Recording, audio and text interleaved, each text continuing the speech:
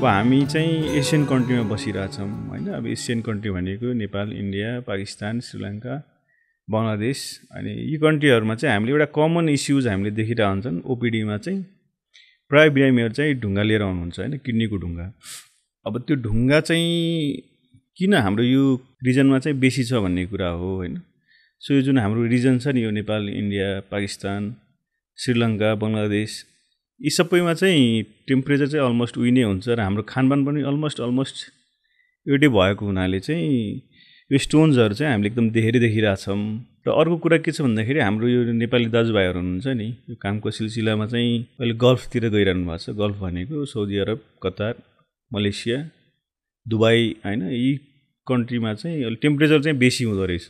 अब टेम्परेचर बेसी भएपछि के हुँदो रहेछ भने डिहाइड्रेसन हुँदो रहेछ भन्नाले चाहिँ जिउबाट चाहिँ पानीहरू चाहिँ इभापोरेट भएर चाहिँ अलिकति डिहाइड्रेट भएर चाहिँ पिसाब एकदम कन्सन्ट्रेटेड भएर यी कुराहरूले गर्दाखेरि उहाँहरूमा चाहिँ स्टोन हुँदो रहेछ होइन।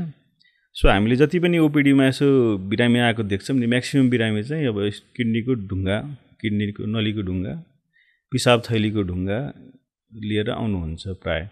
त्यसमध्ये पनि म्याक्सिमम् चाहिँ हाम्रो अब कि त यो हट क्लाइमेटमा बस्ने हुन्छ नि, तराईतिरको बिरामी अथवा बाहिर गल्फतिरबाट आएको पेसेन्टहरूमा चाहिँ देखिरहेछौँ। सो आज हामीले चाहिँ किडनी स्टोन्सकै बारेमा चर्चा गरौँ होइन। सो हामीले देखिरहेको छौँ यो जति पनि नेपालमा हस्पिटल्सहरू छ नि, त्यसमा प्राय युरोलोजी डिल गर्नेहरूमा चाहिँ किडनीको ढुङ्गा लिएर नै आउनुहुन्छ प्राय पेसेन्ट्सहरू होइन। सो मोर देन 50% पेसेन्ट्सहरू चाहिँ ढुङ्गा लिएर आउनुहुन्छ। अब यो ढुङ्गा हामीले देख्यौँ होइन। अब प्राय बिरामीहरू चाहिँ अब जुन चाहिँ गाउँतिर बस्नुहुन्छ, पहाडतिर बस्नुहुन्छ, जहाँ फेसिलिटिज छैन, अब त्यहाँ पनि त ढुङ्गा त होला नि, नभन्ने त हुँदैन नि होइन। सो ढुङ्गा भएपछि त्यसलाई अब कसरी पत्ता लगाउने र कसरी चाँडै उपचार गर्ने कुरा चाहिँ हामीले बुझ्नुपर्ने हुन्छ होइन। सो यसलाई डिल गर्नलाई चाहिँ एउटा स्टोन क्लिनिक भन्छौँ हामीले। सो किडनीको पत्थरी, पिसाब नलीको पत्थरी, पिसाब थैलीको पत्थरीलाई चाहिँ डिल गर्ने एउटा हामीले चाहिँ क्लिनिक चलाउँछौँ, त्यसलाई स्टोन क्लिनिक भन्छौँ। त्यो अहिले चाहिँ हामीले गोसाइकुण्ड क्लिनिकमा चाहिँ हामीले सुविधा दिइरहेछौँ होइन।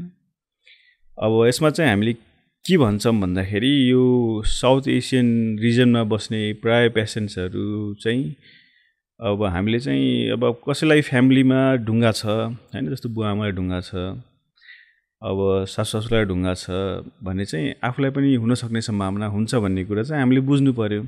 यसलाई हामीले चाहिँ अब जेनेटिक प्रिडिस्पोजिसन भन्छौँ। भन्नाले चाहिँ अब वंशानुगत हामीले के लिएर आएको छौँ कि हाम्रो बुवालाई छ भने हामीलाई पनि हुनसक्ने भन्ने चान्स हुन्छ होइन।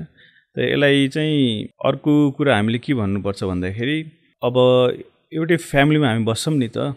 सो एउटै फ्यामिलीमा बस्ने भएको हुनाले चाहिँ एउटा खानपान इन्भाइरोमेन्टल फ्याक्टर पनि हुन्छ। सो यो इन्भाइरोमेन्टल फ्याक्टर्सहरूमा चाहिँ तपाईँको टेम्परेचरको कुरा गऱ्यौँ होइन। सो हामी हट ह्युमिड क्लाइमेटमा बस्छौँ भन्नाले जहाँ एकदम गर्मी छ होइन।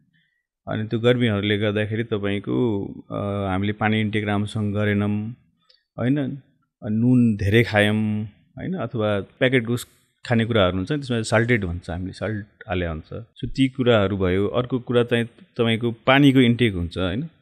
सो हामीले कति पानी खायौँ भन्ने कुरा चाहिँ एकदम इम्पोर्टेन्ट हुन्छ एक ढुङ्गाहरूमा। सो यी कुराहरूले गर्दाखेरि चाहिँ यसलाई इन्भाइरोमेन्टल फ्याक्टरमा राखौँ होइन। अघिल्लो हामी जेनेटिक प्रिडिस्पोजिसन कुरा गऱ्यौँ। अर्को कुरा तपाईँको एनाटोमिकल हुन्छ होइन। सबैको हाम्रो किडनीदेखि लिएर पिसाब थैलीसम्म आउने बाटोमा कतै न कतै केही न केही गडबडी छ भने पनि ढुङ्गा हुन्छ भन्ने कुरा बुझ्नु पऱ्यो होइन। सो यदि किडनीभन्दा तल हामीले पियुजे भन्छ भन्नाले पेल्भिक युरेटिक जङ्सन, त्यहाँ चाहिँ अलिकति साङ्गुरोपन छ अथवा तपाईँको साङ्गुरोपन केही चिजले हुनसक्छ। यदि बाहिरबाट केले थिचेको छ अथवा पहिले रेडिएसनहरू भएको छ अथवा चोटपटक लागेको छ। सो यी कुराहरूले गर्दाखेरि तपाईँको त्यो साङ्गुरो भएको छ भनेदेखि त्यहाँ पिसाब के न के एमाउन्ट त बसिरहन्छ नि। सो त्यो बसिरह्यो भने चाहिँ स्ट्याग्नेन्ट भन्छ नि हामीले, जमेको पानी। जमेको पानीमा चाहिँ धेरै नै समस्याहरू आउँछ होइन। कहिलेकाहीँ इन्फेक्सन भइदिने होइन। अब त्यो जमिरह्यो भने त्यहाँ अब हाम्रो जिउमा हामीले खानेकुरामा चाहिँ नुन धेरै खाइरहेछौँ भने चाहिँ अब त्यसले हाइपर क्याल्सियुरिया पनि गराउँछ भन्नाले क्याल्सियम चाहिँ पिसाबमा धेरै निस्किने। सो त्यस्तो निस्क्यो भने पनि तपाईँको त्यो स्ट्याग्नेन्ट भयो भने त्यहाँ चाहिँ ढुङ्गा बन्न सक्छ। अर्को कुरा चाहिँ अब बाहिरबाट चोटपटक लागेको छ हैन, अथवा हाम्रो चाहिँ एनाटोमिकल पनि डिफर्मिटी हुन्छ। सो त्यसले त्यो कुराहरूले गर्दाखेरि पनि ढुङ्गा बन्छ। यी कुराहरू नै हुन् म्याक्सिमम जुन चाहिँ किडनीमा पत्थरी बनाउने कुरामा चाहिँ मद्दत गर्छ भन्ने कुराहरू। अर्को चाहिँ हाम्रो डायट्री फ्याक्टर्स भन्छौँ हामीले, खानपान। सो प्रायः बिरामीहरूले के सोध्नुहुन्छ भन्दाखेरि अब के खाने, केले गर्दाखेरि चाहिँ ढुङ्गा नबनोस् भन्ने कुरा गर्नुहुन्छ, र एकचोटि ढुङ्गा हामीले निकालिसकेपछि फेरि बन्छ त भन्ने कुरा गर्नुहुन्छ हैन। सो केही खानेकुराहरू छन् जसले गर्दाखेरि चाहिँ ढुङ्गा बनाउनुमा चाहिँ मद्दत गर्छ, र केही खानेकुराहरू छन् जसले गर्दाखेरि ढुङ्गा फेरि पनि नबनोस्मा पनि मद्दत गर्छ हैन। सो सुरुमा चाहिँ हामीले के खानेकुरा खाने र के नखाने भन्ने कुरा गरौँ हैन।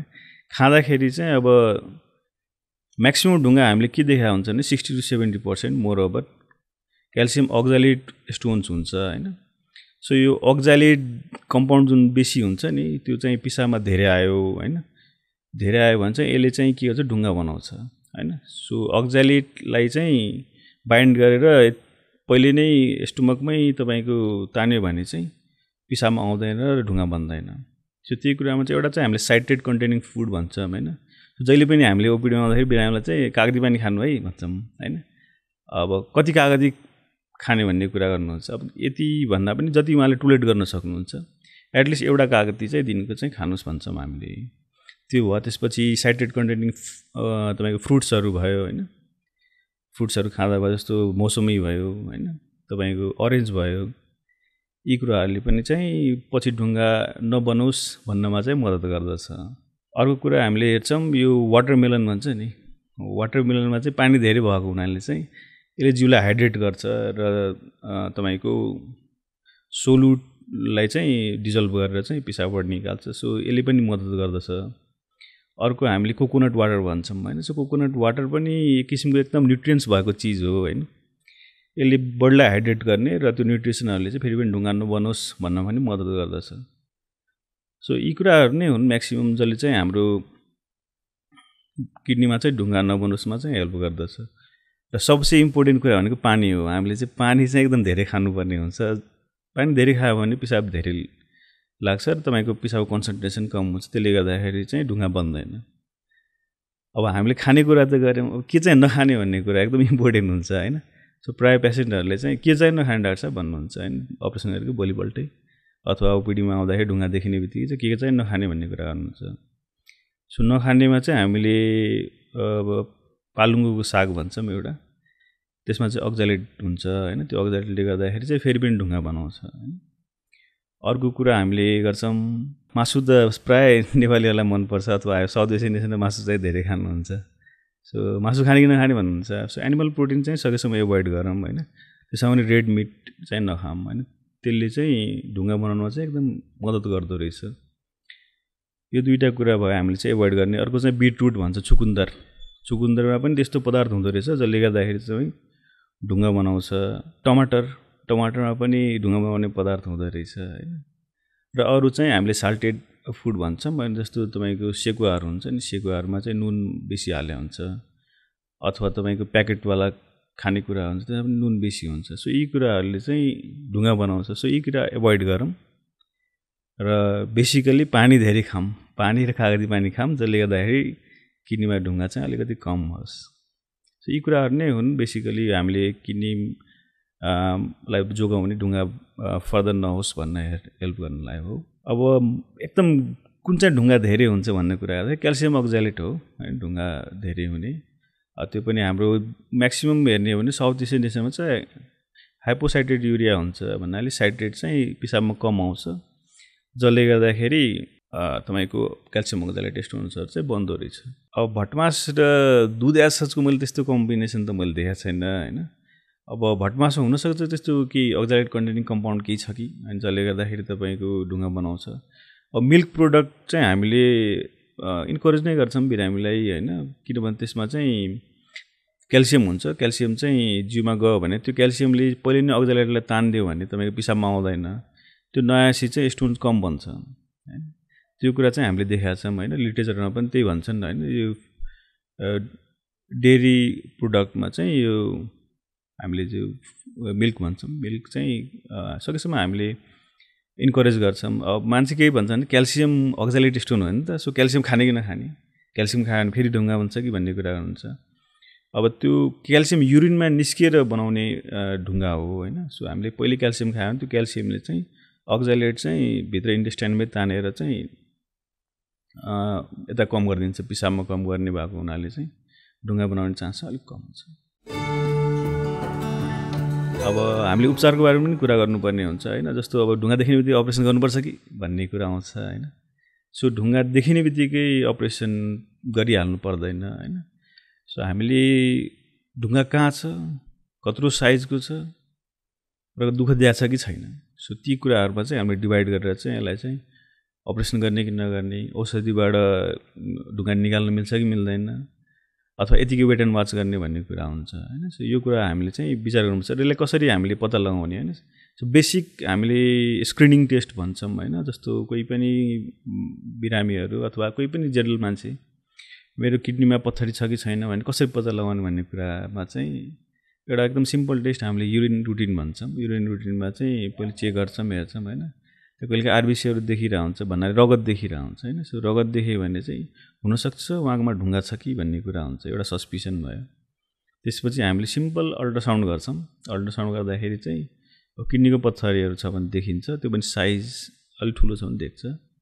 अर्को कुरा चाहिँ ढुङ्गाले बाटो छेकेको छ भने किडनी सुन्निएको हुन्छ, सो त्यसले पनि एउटा रफ आइडिया दिन्छ कि ढुङ्गा छ कि भन्ने कुरा। जस्तो पिसाब नलीमा ढुङ्गा अड्क्यो भने पनि तपाईँको पिसाबको नली किडनी सबै सुनिन्छ, सो त्यो इन्डाइरेक्ट साइन भन्छ हामीले। सो यदि हामीले ढुङ्गा देख्यौँ अथवा देखेनौँ, किडनी मात्रै सुन्निएको छ तर उहाँलाई दुखाइ छ भनेदेखि चाहिँ हामी सिटी स्क्यान गर्छौँ होइन। सिटी स्क्यानले चाहिँ एउटा पक्का पक्की डिलिनेसन गर्छ कि किडनी कत्रो छ, किडनीको फङ्सन के छ, ढुङ्गा कतिवटा छ, कुन कुन ठाउँमा छ र ढुङ्गाले दुःख दिएको छ कि छैन। त्यसपछि बल्ल हामी यसलाई उपचार कसरी गर्ने भन्ने कुरा हुन्छ होइन। अब सानोतिनो कणहरू छ, 2-3 mm को 4 mm को कण छ भने हामी के पनि गर्दैनौँ होइन। किडनीमा भएको कणहरूलाई उहाँलाई चाहिँ पानी धेरै खानुहोस्, यो आफै पिसाबबाट बगेर आउँछ भन्छौँ होइन। तर यदि तपाईँको ढुङ्गा 4 mm, 5 mm, 6 mm को छ, तपाईँको पिसाबको नलीमा छ भनेदेखि उहाँलाई चाहिँ हामी एक त पानी धेरै खान भन्छौँ, अर्को स्किपिङ गर्न भन्छौँ, अर्को चाहिँ हामीले चाहिँ केही 2-3 वटा औषधि छ त्यो दिएर चाहिँ त्यो ढुङ्गा निकाल्नलाई चाहिँ मद्दत गर्छौँ होइन। तर अब ढुङ्गाको साइज चाहिँ एकदमै ठुलो छ, तपाईँको 8 mm, 9 mm होइन, 1 सेन्टिमिटर, त्योभन्दा माथिका ढुङ्गाहरू छन् र त्यसले चाहिँ किडनीलाई ब्लक गरिरहेको छ भनेदेखि चाहिँ त्यसलाई चाहिँ हामीले उपचार गर्नुपर्ने हुन्छ होइन। अब अहिले अपरेसन विधिहरू चाहिँ पहिले जस्तो चिरफार गर्नु पर्दैन। अहिले हामी चाहिँ पिसाबको नली थ्रु नै, इभन किडनीको ढुङ्गा पनि हामी पिसाबको नली थ्रु नै RIRS भन्नाले रेट्रोग्रेड इन्टरनल सर्जरी भन्ने हुन्छ, त्यहाँबाट चाहिँ हामी लेजर विधिबाट चाहिँ फुटाउँछौँ। र पिसाब नलीको ढुङ्गा त हामीले अब त्यो पनि दूरबिनबाटै तपाईँको लेजरबाट फुटाए भयो, अर्को न्युमेटिक हुन्छ त्यसबाट फुटाए भयो। सो दुईवटा विधि छ। त्यही भएर अहिले चाहिँ पेसेन्टहरू चाहिँ डराउनु पर्दैन कि ठुलो चिरा लगाउँछन्, घाउ धेरै ठुलो हुन्छ र धेरै दिन बस्नुपर्छ, त्यसले चाहिँ ढुङ्गाहरू लुकाएर बस्ने, आफूलाई क्षति गर्ने काम चाहिँ नगर्नु होला। र यो सिम्टम्स भन्ने कुरा गरेको थियौँ हामीले, दुखाइ होइन। सो ढाडको देखि तपाईँको पिसाब फेर्ने ठाउँको टुप्पो मेलमा चाहिँ हामीले लिङ्गको टुप्पोसम्म जुन दुखाइ ढाडबाट तलतिर सर्छ र एकदम बटाएर जस्तो, एकदम केही घोचा जस्तो दुखाइ छ भनेदेखि यो ढुङ्गाको दुखाइ हो भन्ने कुरा हो। महिलाहरूमा चाहिँ पिसाब फेर्ने ठाउँसम्म चाहिँ ढाडबाट चाहिँ दुखाइ जान्छ र कहिलेकाहीँ पिसाबमा तपाईँको रगत देखिन सक्छ। सो यस्तो कुराहरू छ भनेदेखि चाहिँ तपाईँलाई किडनीमा, पिसाबको नलीमा ढुङ्गा छ भन्ने चाहिँ एउटा एलार्म गरेर आउँछ। कतिमा चाहिँ ढुङ्गा हुन्छ तर तपाईँको दुख्दैन। यदि ठुलो ढुङ्गा छ, यतिकै बसिरहेछ, अड्किरहेछ भनेदेखि त्यो तपाईँको दुख्दैन। सुरुमा 1-2 दिन दुखेको हुन्छ, तपाईँले ध्यान दिनुहुन्न, पछि चाहिँ त्यसले चाहिँ किडनी बिगार्छ। र हामीले कति देखिसकेका छौँ बिरामीहरू, एउटा सानो ढुङ्गाले किडनी गएको, किडनी नै बिग्रियो, त्यसपछि अर्को किडनीले त काम गरेर हुन्छ, टेक ओभर गर्छ। र त्यो किडनीले पनि टेक ओभर गर्न सकेन भने फाइनली तपाईँ डायलिसिस र ट्रान्सप्लान्टतिर जानुपर्ने हुन्छ। सो यो एउटा ठुलो इस्यु हो होइन। हामीले चाहिँ एउटा सानो चिजलाई सुरुमै इन्टरभेन्सन नगरेर हामी चाहिँ अब डायलिसिसतिर लाग्यौँ, हामी चाहिँ अब ट्रान्सप्लान्टतिर लाग्यौँ भने त्यसले चाहिँ नकारात्मक मेसेज जान्छ। त्यही भएर हामीले के बुझ्नु पऱ्यो भन्दाखेरि अब यो सबै चिज हामीले स्क्रिनिङ गर्ने भनेको चाहिँ आफ्नो लागि हो। सो हाम्रो जिउमा समस्या छ कि छैन त्यो पत्ता लगाउनलाई हो। त्यो पत्ता लगाइसकेपछि उपचार गर्ने हो। सो हामी चाहिँ यो सिम्पल चिज एउटा पिसाबको जाँच, एउटा अल्ट्रासाउन्ड, यी चिज गऱ्यौँ भने चाहिँ हामीले अर्ली नै पत्ता लाग्छ होइन, र हामी आफै जोगिन्छौँ। र अब म्यानेजमेन्टको कुरामा चाहिँ अघि नै साइजको कुरा गऱ्यौँ र हामीले विधिको कुरा गऱ्यौँ। सो यी नै हुन् विशेष गरी हामीले अब किडनीको पत्थरीमा कुरा गर्ने चिजहरू। सानोतिनो पत्थरी जुन तपाईँको किडनीमा छ होइन, त्यो अब किडनीले त पिसाब बनाउँछ नि, तपाईँको एन्डम बनाइरहन्छ। सो त्यो पिसाब बनाउँदाखेरि त्यो ढुङ्गा चल्यो, त्यहाँबाट दायाँमा चल्यो भने दुख्छ। अर्को कुरा त्यो झरेर तपाईँको पिसाबको नलीमा आयो होइन, अब नलीमा आइसकेपछि त्यो माथिबाट किडनीले त पिसाब बनाउँछ, त्यसले ठेल्न खोज्छ, त्यो ठेल्दाखेरि चाहिँ दुख्छ होइन। अब त्यसमा चाहिँ अब त्यो काँडा जस्तो भएको ढुङ्गाहरू पनि हुन्छ। त्यस्तो ढुङ्गा छ भने त्यो ठ्याक्क बिच बाटोमा गएर अड्किन्छ र अड्किसकेपछि चाहिँ सुरुमा त दुःख दिन्छ, पछि चाहिँ त्यसले दुःख दिन छोडिदिन्छ। किडनी तन्किन्छ। अब किडनीमा इन्फेक्सन भयो भने तपाईँलाई ज्वरो आउने हुन्छ होइन, दुख्ने हुन्छ, होइन भने चाहिँ तपाईँलाई थाहा पनि हुँदैन, तर त्यसले तपाईँको किडनी बिगारिसकेको हुन्छ। र बिग्रिसकेपछि बल्ल तपाईँले थाहा पाउनुहुन्छ कि मेरो किडनी चाहिँ ढुङ्गाले गयो भन्ने कुरा। अब यो हामीले पिसाबको जाँचको कुरा हेर्नु, सायद नेपालभरिमा हेऱ्यौँ भने 50 देखि 100 रुपियाँमा हुन्छ होला यो सिम्पल युरिन रुटिन होइन। र भिडियो एक्सरे अहिले चाहिँ नेपाल रेडियोलोजिकल सोसाइटीले चाहिँ 950 कति फिक्स गर्नुभएको छ क्या उहाँहरूले, त्यति नै हो प्राइभेटमा। गभर्मेन्टमा त छैन होला अथवा मिनिमम चार्ज होला। सो यो सबै ठाउँमा एप्रोच भएको चिज हो र यसको लागि हामी चाहिँ ठुल्ठुलो हस्पिटल धाउनु पर्दैन, जहाँ भयो भने हामीले गरेर पत्ता लगाउन सक्छौँ कि हाम्रो किडनीको हेल्थ कस्तो छ होइन। र सँगसँगै यसमा एउटा अर्को पनि टेस्ट गर्न मिल्छ, हामीले आरएफटी भन्छौँ, किडनी फङ्सन टेस्ट होइन। सो तपाईँको किडनीको हेल्थ कस्तो छ चाहिँ एउटा आरएफटीले पनि बताउँछ। त्यसमा चाहिँ हामीले युरिया, क्रिएटिनिन, सोडियम, पोटासियम हेर्छौँ। किडनी बिग्रिसकेको छ भने चाहिँ अथवा बिग्रिन लागेको छ भने, इन्सल्ट भएको छ भने युरिया, क्रिएटिनिनहरू चाहिँ बढ्छ। यो उमेर एज सचमा चाहिँ यति उमेरमा उति उमेरमा हुन्छ भन्ने हुँदैन होइन। यदि तपाईँको बुवा आमामा छ भने चाहिँ तपाईँमा चाहिँ अर्ली चाँडै चाहिँ देखा पर्छ होइन। अब म पाकिस्तानमा पढ्दाखेरि चाहिँ त्यहाँ प्र्याक्टिस गर्दाखेरि मैले देखेको सानो बच्चाहरू 3 वर्ष, 2 वर्ष, 4 वर्ष, 5 वर्षको बच्चामा पनि ढुङ्गाहरू देखेको थियो होइन। र त्यो ढुङ्गाहरूले चाहिँ किडनी बिगारेर किडनी बिगारेर तपाईँको डायलाइसिससम्म जानुपर्ने अवस्थाहरू पनि देखेको थिएँ मैले होइन। सो यति उमेर उति उमेर भन्ने चाहिँ हुँदैन। र तपाईँको फ्यामिली प्रिडिस्पोजिसन छ भने चाहिँ, जेनेटिक प्रिडिस्पोजिसन छ भने यो चाँडै नै हुन्छ। अब हाम्रो यो समाजमा चाहिँ एउटा बियरको मिसकन्सेप्सन छ होइन। बियर खाएर चाहिँ ढुङ्गा जान्छ भन्ने, प्रायः मान्छेहरूमा चाहिँ ढुङ्गा छ भने, सानोतिनो छ भने चाहिँ फलानाले चाहिँ बियर खाएर ढुङ्गा निकाल्यो भन्ने कुरा गर्नुहुन्छ, अथवा ढुङ्गाको अपरेसन गर्नु पर्दैन, बियर खाएर निस्किहाल्छ नि भन्ने कुरा गर्नुहुन्छ होइन। सो यो बियर भन्ने चिज छ नि, यसले हामी चाहिँ डायबेटिक भन्छौँ कि यो चाहिँ हामीले बियर जुन खाँदाखेरि त्यसले चाहिँ जिउको पानी सोसेर चाहिँ पिसाबबाट निकाल्न चाहिँ मद्दत गर्छ। सो बेसिकली यसले चाहिँ पिसाब धेरै लगाउने हो र त्यो लगाउँदाखेरि सानोतिनो करहरू चाहिँ तपाईँको बगेर जान्छ होइन। त्यही भएर चाहिँ अब बियरले ढुङ्गा निकाल्ने होइन कि यो धेरै पिसाब लागेर ढुङ्गा निस्केको हो होइन। यसले चाहिँ हामीले अर्को वेबाट सोच्दाखेरि चाहिँ हामीले पानी नै धेरै खायो भने पनि त पिसाब धेरै लाग्छ। सो हामीले पानी धेरै खायो भने पनि ढुङ्गाहरू सानोतिनो करहरू बगेर जान्छ होइन। र बियरमा चाहिँ अर्को फेरि पनि तपाईँको ढुङ्गा बनाउने चिज हुन्छ होइन। सो यसले डिहाइड्रेट गर्यो भने जिउको तपाईँको एक त डिहाइड्रेसनले चाहिँ नुनको क्वान्टिटी बढाइदिन सक्छ होइन, जुन हामीले खाएको नुनहरूको, अथवा कन्सन्ट्रेटेड युरिन बनाउँछ होइन। सो त्यो बनाउँदाखेरि पनि तपाईँलाई फेरि पनि पछि ढुङ्गा बन्छ भन्ने चिज बुझ्नुपर्ने हुन्छ। सो बियरले चाहिँ ढुङ्गा निकाल्छ भन्दा पनि यो धेरै पानी खाएर निस्केको ढुङ्गा बुझ्नुपर्छ हामीले होइन। सो हामीले बियर खाएर ढुङ्गा निकाल्ने एडभाइस गर्न चाहिँ सक्दैनौँ। अब हामीले के बुझ्नु पऱ्यो भन्दाखेरि हामीले जुन देखिरहेको हुन्छौँ नि मिडियाहरूमा आइरहेको हुन्छ होइन, फलाना ठाउँमा चाहिँ मुखले ढुङ्गा तान्दिने अथवा हातले चाहिँ यसो छाला बटारेर चाहिँ ढुङ्गाहरू सबै बाहिर निकालिदिने होइन। हामीले यसमा के बुझ्नु पर्यो, हाम्रो किडनी चाहिँ यो छालाभन्दा अलिकति मात्रै मुनि चाहिँ हुँदैन नि। हाम्रो किडनी त एकदम प्रोटेक्टेड भएर तपाईँको पछाडि बसेको हुन्छ होइन, मासुहरूको बिचमा। तपाईँको अगाडिबाट आन्द्राहरूले छोपेर भित्र हुन्छ र त्यसको त्यो जुन नली हुन्छ नि, पिसाबको नली, युरेटर भन्छौँ, त्यसको कोर्स पनि यति बाहिर हुँदैन होइन। सो यो जुन जति पनि हामीले देख्छौँ यो मुखबाट तानेको अथवा औँलाले चाहिँ ढुङ्गाहरू निकालेको, यो चाहिँ सबै हामी यसमा चाहिँ फस्नु हुँदैन होइन। यदि तपाईँलाई पक्कै लाग्छ उहाँले चाहिँ ढुङ्गा निकाल्नु भएको छ मुखबाट भने चाहिँ साइडमै तुरुन्त गएर एउटा भिडियो एक्सरे गर्नुहोस् अथवा एउटा सिटी स्क्यान गर्नुहोस्, तपाईँले दुधको दुध र पानीको पानी छुट्याइहाल्नुहुन्छ कि त्यो उहाँले ढुङ्गा निकाल्नु भयो कि ढुङ्गा निकाल्नु भएन। र तपाईँ मिसकन्सेप्सनमा बस्नुभयो होइन, उहाँले ढुङ्गा चाहिँ निकालिदिनु भयो होइन, अथवा देखाइदिनु भयो उहाँले यसो यसो गरेर ढुङ्गा निकालेको, यो ढुङ्गा गइसक्यो भनेर बस्नु भयो भने तपाईँ किडनी जान्छ।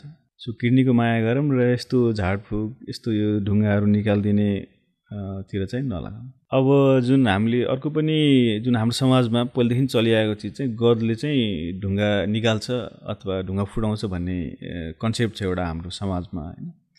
सो यो गद भनेको के हो बुझ्नु पऱ्यो नि। गद भनेको चाहिँ यो पहाडी एरियाहरूमा चाहिँ यसलाई गद भन्छ, तराईतिर कुर्थी भन्छ, इन्डियातिर कुल्थी भन्छ र इङ्ग्लिसमा चाहिँ ग्राम हर्स भन्छ होइन। सो यो सबै एउटै चिज हो र यसमा चाहिँ यसलाई हामी दाल बनाएर खान्छौँ होइन। सो यसमा चाहिँ फाइबर्सहरू हुन्छ, न्युट्रियन्ट्सहरू पनि हुन्छ र अर्को कुरा चाहिँ यसले चाहिँ पिसाब धेरै लगाउने मद्दत गर्दछ। सो त्यो हुँदाखेरि चाहिँ पिसाब धेरै लाग्यो भने त अटोमेटिकली सानोतिनो कणहरू बगेर जान्छ नि। अनि त्यो एस्पेक्टमा चाहिँ यसले चाहिँ राम्रो हेल्प गर्छ भन्ने कुरा चाहिँ प्रुभन छ, लिटरेचरमा पनि हामीले देख्छौँ होइन। सो यो कुर्थीको दालहरूले चाहिँ धेरै पिसाब लगाउन मद्दत गर्ने हुनाले चाहिँ तपाईँको ढुङ्गा बगेर जाने होइन, अथवा सानोतिनो कणहरूलाई चाहिँ त्यहाँ बस्न नदिने हुन्छ। सो यो किसिमले चाहिँ हेल्पफुल नै हो तपाईँको किडनीको पथरी सानोतिनो कणलाई। ठुलोलाई चाहिँ यसले के पनि गर्न सक्दैन। सो ठुलो पथरी चाहिँ किडनीमा 8 mm, 9 mm, 5 mm, 6 mm, मैले कुर्थीको दाल खाइरहेछ यो तपाईँको ढुङ्गा फुटाइदिएला निकालिदिएला त्यस्तो चाहिँ हुँदैन है। सो बेसिकली यो चाहिँ सानोतिनो कणहरूको लागि चाहिँ यसले मद्दत गर्ने गर्दछ र पछि पनि ढुङ्गा नबनोस् भन्नमा पनि चाहिँ यस्तो केही मिनरल्सहरू हुन्छ जसले चाहिँ हेल्प गर्छ। अब जुन हामीले अर्को आयुर्वेदिक को कुरा गर्छौँ होइन किडनी स्टोन्समा, अब त्यस्तो एज सच हामीले प्रुभन कुराहरू चाहिँ किडनी स्टोन्समा चाहिँ देखेका छैनौँ होइन, लिटरेचरमा त्यस्तो छैन होइन। अब प्रायः मान्छेहरू चाहिँ ढुङ्गा भयो कि उहाँहरू चाहिँ आयुर्वेदिकतिर लाग्नुहुन्छ। अब आयुर्वेदिकमा चाहिँ साइड इफेक्ट हुँदैन भन्ने हिसाबले जानुहुन्छ होइन। अब साइड इफेक्ट त हुँदैन त त्यो आयुर्वेदिकको जुन चिजहरू छ नि जुन उहाँहरूले खुवाउनुहुन्छ होइन वैद्यहरूले, अब त्यो कुराको चाहिँ ठ्याक्कै यसले के गर्छ भन्ने कम्पोजिसन के छ, के गर्छ, कुन ठाउँमा कसरी एक्ट गर्छ भन्ने कुरा चाहिँ हामीलाई थाहा हुँदैन होइन। सो यसले चाहिँ साँच्चीको मद्दत गर्छ गर्दैन भन्ने कुरा चाहिँ हामी भन्न सक्दैनौँ होइन। अब प्रायः मान्छेहरू चाहिँ अब पातहरूलाई पिँधेर होइन अथवा के चिजहरूलाई चाहिँ एकदम कुटेर उहाँहरूले चाहिँ खानुहुन्छ होइन। सो त्यसले कतिको मद्दत गर्छ गर्दैन भन्ने कुरा चाहिँ हामी एलोपेथी प्र्याक्टिस गर्नेले चाहिँ अलिकति भन्न मिल्दैन र यसले हुनसक्छ तपाईँको किडनीलाई फाइदा बेफाइदा गर्ला नगर्न लिभरलाई चाहिँ खराब गर्न सक्छ, किनभने त्यसको मेकानिजम अफ एक्सन थाहा हुँदैन र किडनीलाई पनि तपाईँको इन्सल्ट गर्न सक्छ होइन। अब कतिपय मान्छेहरूले चाहिँ यो तपाईँको सेक्सुअल एक्टिभिटीको लागि चाहिँ यस्तो जडीबुटी खानुहुन्छ र मैले एउटा मान्छे भेटाएको थिएँ, उहाँ चाहिँ आइसियु ल्यान्डअप गर्नु परेको थियो त्यस्तो कुराले गर्दाखेरि र उहाँको चाहिँ किडनीमा चाहिँ इन्जुरी भएको थियो होइन। यो डायलिसिस पनि इनिसियली गर्नु पऱ्यो र उहाँ पछि रिकभर हुनुभयो। सो यस्तो कुराहरू चाहिँ हामीले बिना डक्टरलाई कन्सल्ट नगरिकन यसको बारेमा पूर्ण जानकारी नलिकन चाहिँ सकेसम्म हामीले सेवन नगरौँ होइन। अब साइड इफेक्ट हुँदैन भन्नेमा चाहिँ हामीले यस्तो कुराहरू चाहिँ नखाऊँ। किडनी हामीलाई भगवानले 2वटा दिएको छ होइन, 2वटा दिएको छ र हामीले दुईटैलाई चाहिँ माया गर्नुपर्ने हुन्छ होइन। हामीले किडनीलाई माया गरेनौँ भने हामी एकदम ठुलो झन्झटमा फस्छौँ होइन। किडनी गुमाउनु पर्ने अवस्था हुन्छ। डायलाइसिसले तपाईँको पुरै फ्यामिलीलाई चाहिँ एकदम नराम्रो एक्सपिरियन्स दिन्छ। त्यसपछि ट्रान्सप्लान्ट, अब ट्रान्सप्लान्टको पनि लिमिटेसन्सहरू छ होइन। ब्लड ग्रुप म्याच गर्नु पऱ्यो, आफ्नो फ्यामिलीको कोही रिलेटिभ्स हुनु पऱ्यो होइन। किनभने लिगली त्यही नै हो, हामीले किड्नी किन्न पाउँदैन कसैले दिँदाखेरि।